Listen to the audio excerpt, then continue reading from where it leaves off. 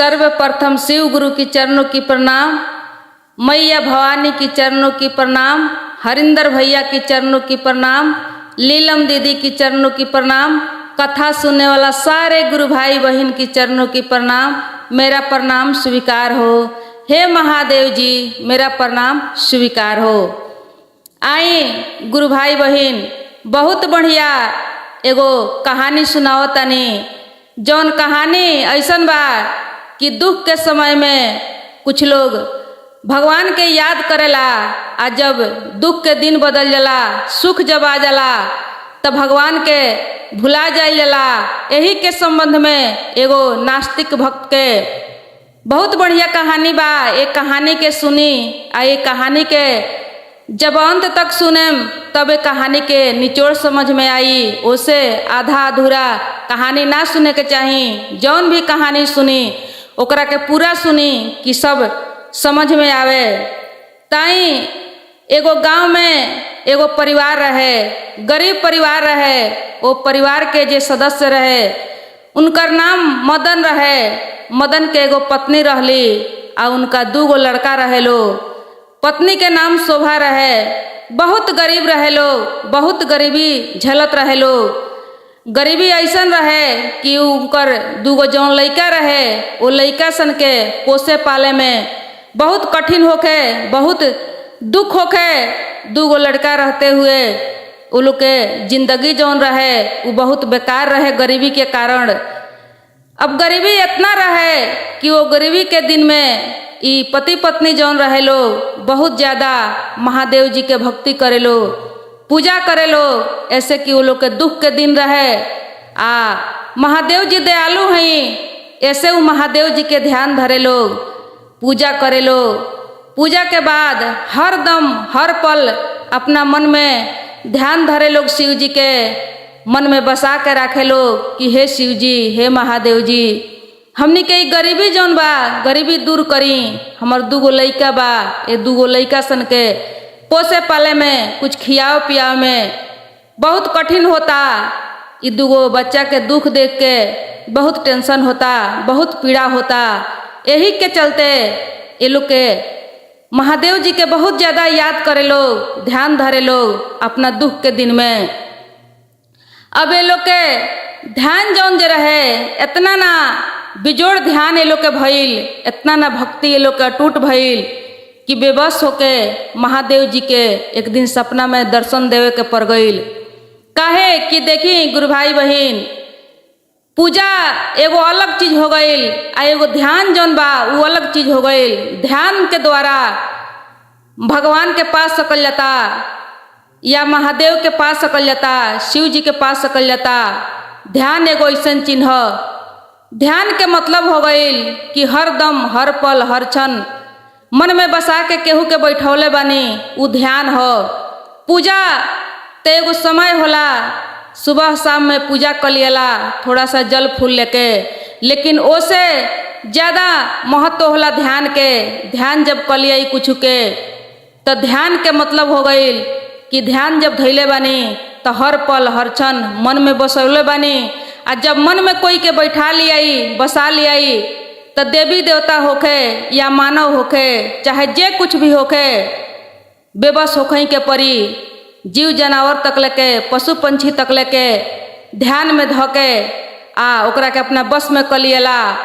तो ऐसा ही ये ऐसा ध्यान धैलक लोग कि महादेव जी के बेबस होके के पड़ल। आ बेबस होके महादेव जी आके हकीकत में तना लेकिन सपना में आके दर्शन देनी। मदन के कहनी कि हे मदन, तू उठ, तहरा भक्ति से हम प्रसन्न हो गईनी। आज से तोहरी दुख जौन बा दूर हो जाई, लेकिन एकरा खातिर तहरा एगो व्यापार करे के पड़ी। बिना मेहनत कैले, बिना कमैले तो कुछ हासिल ना हो सकता। तो तू एगो व्यापार कर आ ओमे हम तोहर साथ देम, तोहर सब दुख दूर हो जाई, तोहर सुख के दिन आ जाई, सब गरीबी तोहर खत्म हो जाई। तो मदन कहले कि व्यापार करे खातिर कुछ गाला पूंजी के जरूरी होला, कुछ लागत लागेला। हमरा पास तो कुछ नहीं खे। हे प्रभु, हम कैसे व्यापार खड़ा करें, कैसे व्यापार शुरू करें? महादेव जी कहनी कि देखो तू कल सवेरे अपना पूजा घर में जइह, तहरा पूजा घर में एगो छोटा सा थैली मिली, वही थैली में कुछ पैसा मिली, वही पैसा के द्वारा तू एगो कोनो व्यापार शुरू करीह। वो व्यापार के शुरू कैला के बाद तोहर सब दुख जौन बा दूर हो जाई, तोहर गरीबी दूर हो जाई। अब सवेरे इतना कह के महादेव जी अंतर ध्यान हो गईनी। सवेरे मदन अपना पूजा घर में गईलन। पूजा घर में जब गईलन तो सच में देखलन कि एगो छोटा सा थैली रहे और वो थैली में कुछ पैसा रहे। वो पैसा के लेके महादेव जी के धन्यवाद दिलन आ धन्यवाद देके अपना पत्नी के बतौलन।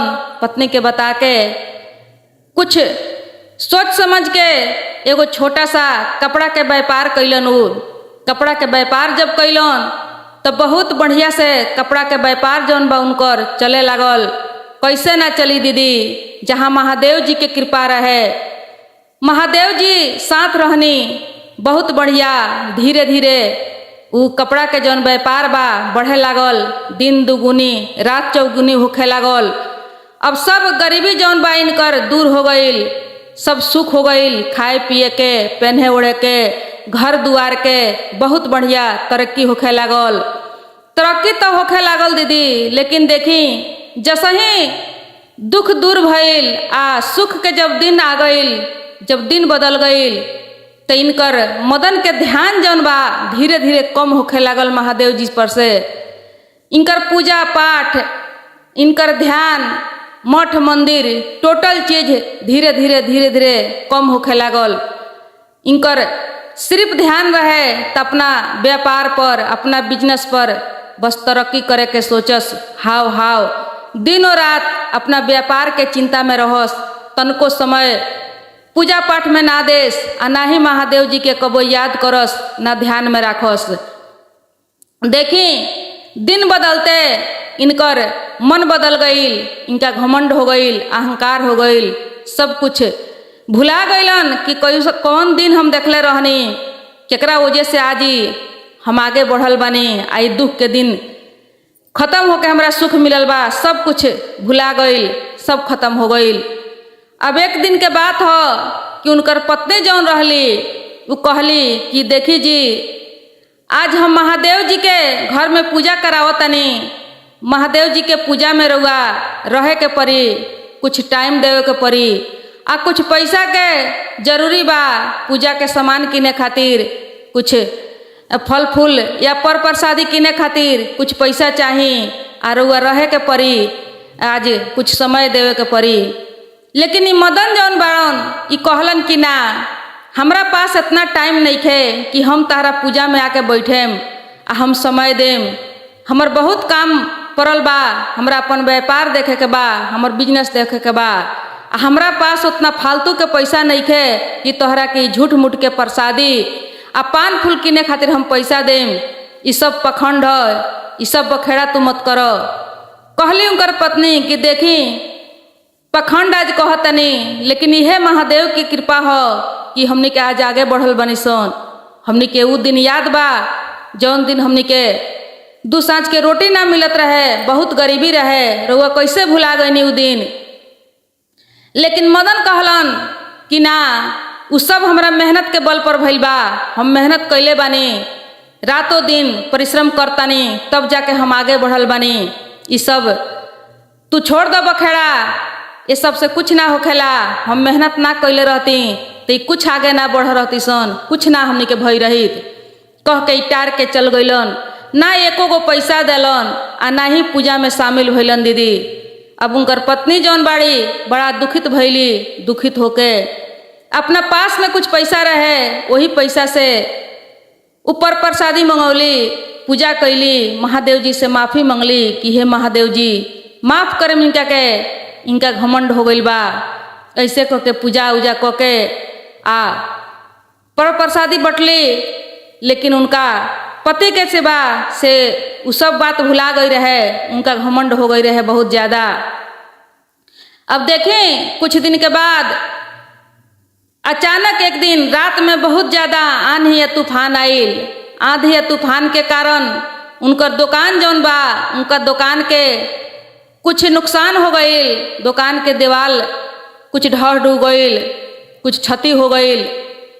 अब क्षति भइला के बाद जब सवेरे गईलन मदन देखलन तो देख के उ टूटल फूटल जौन रहे सबके मरम्मत करैलन, मरम्मत करा के फिर से बिजनेस अपन शुरू कैलन। पैसा के घमंड रहे, पैसा के बल पर सब कुछ फिर पहले से खड़ा हो गईल, पहले के जैसन होखे लागल। ओकरा बाद एक दिन के बात हो कि उनका दुकान में अचानक रात में एगो चोर घुस गईल, चोरी हो गईल बहुत कुछ, उनकर कपड़ा बहुत कुछ चोरी भइला के बाद जब सवेरे गईलन देखलन तो वहू के फेन से उ ठीक कर लेलन। चोरी भई रहे तो सब फेन से व्यापार अपन किन के नया सामान मंगा के खड़ा कैलन, फिर शुरू कर लेलन। कौनो गम ना भइल, लेकिन चिंता रहे अपना व्यापार के आगे बढ़ावे के, बहुत बड़का बनावे के, तरक्की करे के। अब एक दिन के बात हो कि देखी गुरु भाई बहन, इतना घटना भइला पर भी इनका चेत ना भइल, समझ में ना आवे कि कौना वजह से होता, ये काहे एंग होता। अब ओकरा बाद एक दिन के बात हो कि लाइन के माध्यम से लाइन कोनो एने ओने होइला के नतीजा से रात में उनका दुकान में आग लग गईल। आग लग के पूरा उनकर कपड़ा जर के राख हो गईल, सारा नष्ट भ्रष्ट हो गईल। अब सवेरे जब गईलन देखा तरन की दुकान पूरा जर के राख हो गईल बा, माटी मिल गईल बा। तब जाके उनका ऐसन घटना जब देखलन पूरा के पूरा जब विनाश हो गईल तो उनका सीधे महादेव जी के याद आईल।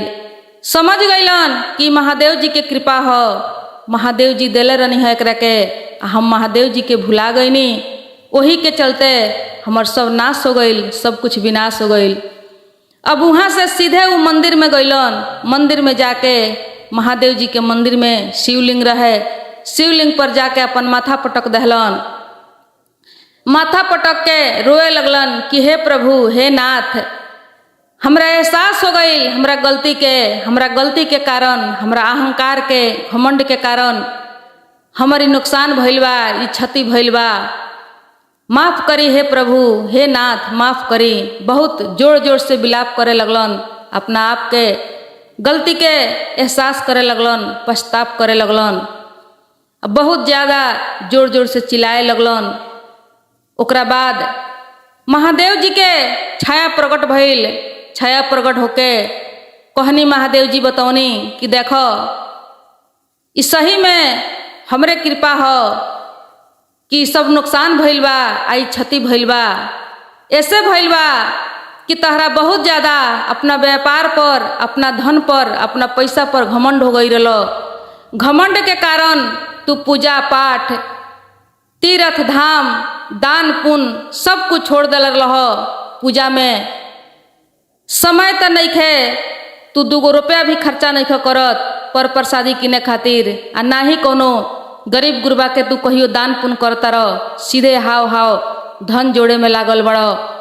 तहर बुद्धि भ्रष्ट हो गई बा, तू बहुत ज़्यादा अहंकारी, घमंडी, दुष्ट हो गई बड़ो। अपना परिवार के भी बात नहीं खे सुनत, घमंड में चूर रहता रह। तो तोहरी घमंड तूरे खातिर, तोहरा के रास्ता देखावे खातिर ये सब लीला करे के पड़ल ख हमरा। काहे कि ऐसे और ज़्यादा धन हो जाई तो तू बहुत ज़्यादा घमंडी हो जाई। तो तोहरा घमंड के कारण गांव घर में, टोला पड़ोसा में बहुत लोग के दुख पहुँचे लगी। तू सब लोग के हेपे लगता, सब लोग के तू नीच समझता, ऐसे बहुत लोग के दुख होई तहरा चलते। तो उसे हमरा ये सब लीला करे के पड़ल खो। लेकिन तू जा उठ के फिर से तू अपन व्यापार शुरू कर, फिर सब तोहर जैसन के तैसन पूरा हो जाई।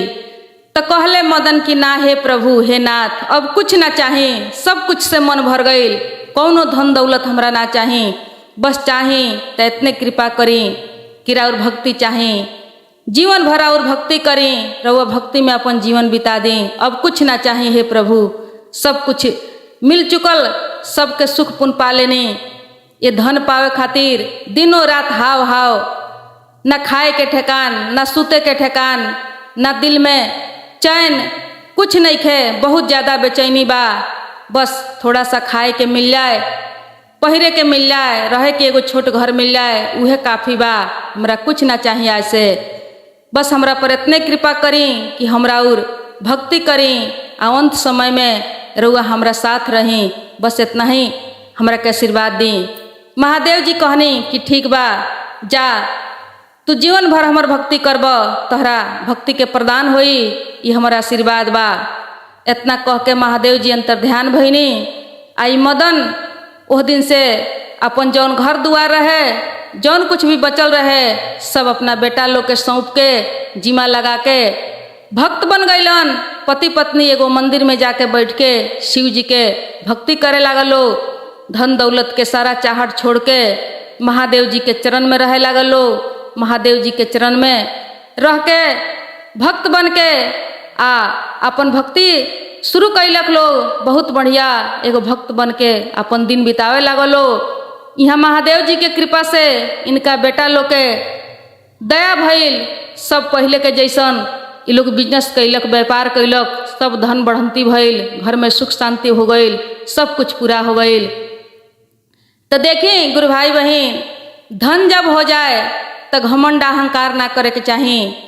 धन जब हुआ तो धर्म से जोड़ दी। धन के यदि धर्म से जोड़ के चलता नहीं तो कहियो धन उड़ाए वाला नहीं खे, कहियो कमी होखे वाला नहीं खे। दिन दुगुनी आ रात चौगुनी तरक्की होई। आ ना तो दुख में याद करता नहीं, आ दुख के दिन जब बदल गई तो सुख में फिर घमंड अहंकार हो जाए। अपन मन जौन बा बदल जाए तो जे देले बा ओकरा छिनहू में देर न लगे, जेकरा कृपा से भइल बा ओकरा ओरवाहू में देर न लगे। तो यदि मिलल बा तो धन के धर्म से जोड़ के चली, दान पुण्य करी, ये अपन मन विचार सही राखी, तब देखी भगवान की कृपा कैसन होता, महादेव की कृपा कैसन होता। जीवन भर सुख से रहें, सुखी जीवन बितावे के मिली। आ ना तो घमंड हो जाई, अहंकार हो जाई तो कुछ दिन तक ही रही। ये ज़्यादा दिन तक घमंड अहंकार ना टिकेला। तो उसे मन के कस में कके भगवान के भक्ति करी, भरोसा करी, महादेव जी पर विश्वास करी। महादेव जी के दया बहुत महान बा। महादेव जी के जे ध्यान धरेला ओकरा महादेव जी के कृपा होला, ओकरा ऊपर दया मिलेला। ध्यान धरी, ध्यान से महादेव जी के पास सकल जाता। दीदी आज के कथा इतना ही, तब तक प्रणाम, नमस्कार, हर हर महादेव।